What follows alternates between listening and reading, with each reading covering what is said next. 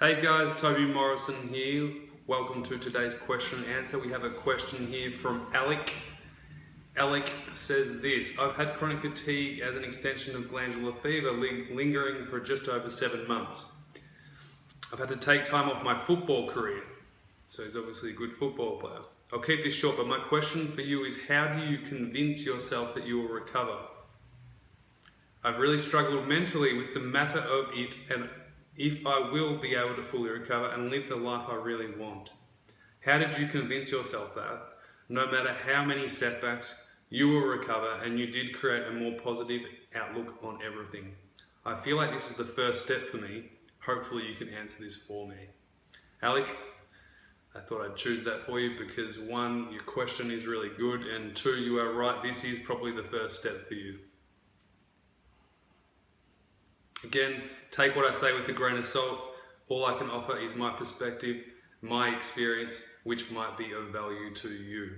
So, Alec, and I mean, this is for everyone, right? Like, whenever you're struggling with something, you want to believe that, you can improve. But when something is so hard and literally almost sucks the life out of you, it feels like you lose everything, including your faith and belief, especially in yourself. Because for what you based your life upon, which is your identity of being a football player, in this case for Alec, then now that you don't have that right now, that you feel like you don't have anything. Okay, I totally relate to this. This is exactly what happened with me as well. And this is what happens in life, when we attach ourselves to a certain thing, and especially, I mean, this guy sounds like he's a young kid, right? Like 18, maybe 19 years old. So at that age, when you're so attached to that one thing, for you it's a football player, then when you are not a football player, then what's the point, right? This is the thing though. You need to find something bigger than yourself to believe in. So, for instance, I'll give you a story. When I was at my lowest, which was when I didn't want to live anymore, the only thing that kept me alive was my family. So the only thing that kept me alive was living for my family, not for me. I didn't want to live for me. Like, my life sucked. Why would I want to live for me? But I lived for my family because I believed that so strongly that, I needed to be there for them. They needed me to be here and still going and not give up. So Alec, find something bigger than yourself to believe in. That is the first step. What is it for you that intrinsically gives you the inspiration and the motivation to keep going no matter what? And you know what? Like, you will have hard times. Like, as you know, you're going to have setbacks. You're going to have bad things happen. But what is the one thing that's keeping you here? It can be anything. The beautiful thing about this is you get to choose what's important for you. Could be a pet dog for all I know. Everyone's different, but find something to believe in that's bigger than yourself.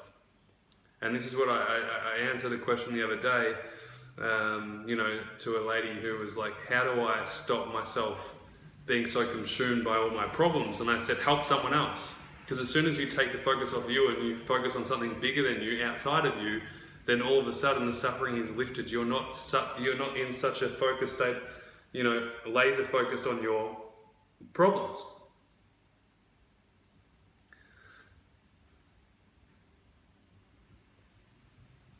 Sometimes you have to convince yourself before you convince others.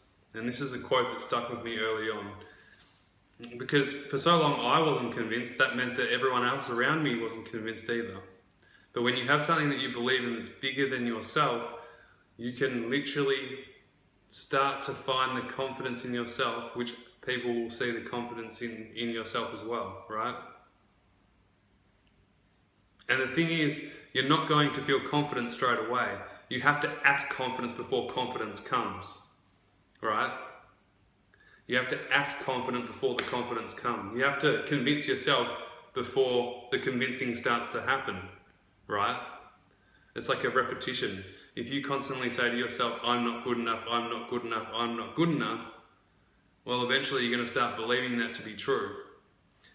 And if you start to say to yourself, I am good enough, most likely you're probably not going to believe that straight away. It's going to be a tiny little seed that you're going to plant in your mind, and then it's going to grow as you water it.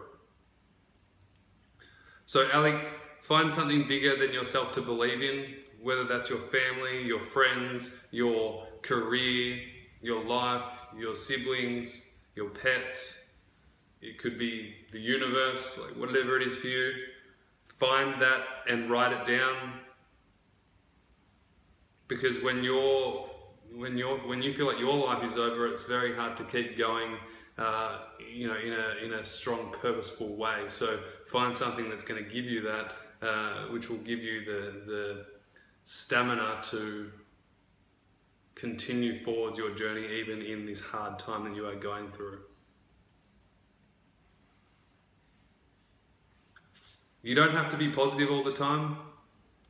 Don't feel like you need to pump yourself up in the mirror every single day and go, I can do this, I can do this.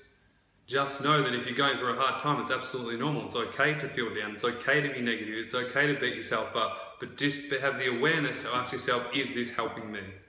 Of course, you can do it for a while, but if you do it constantly and chronically, it will become, a cycle, a pattern, a behavior. So all you want to do is have the awareness to say, actually, no, I'm going to choose differently today. I'm going to choose how I look at things differently today. Hang in there, Alec. I know it's hard. I know it's tough. Like I said, find something bigger than yourself to believe in. Convince yourself before others. You have to convince yourself before you convince others. So start to tell yourself better stories. If you have the potential, if you have the ability to create bad stories in your head that things aren't good, I'm going to give up, blah, blah, blah, blah. You have the ability to think good stories. If you have the ability to be an arsehole, you have the ability to be a really good person too. So just remember that when you're going through hard times, you're going to have the ability on both sides. The beauty of it is that with awareness, you'll be able to choose this consciously as you go along and keep choosing what's going to serve you the best. Hope that helps. All the best, man. Hang in there, and I'll speak to you soon. Take care.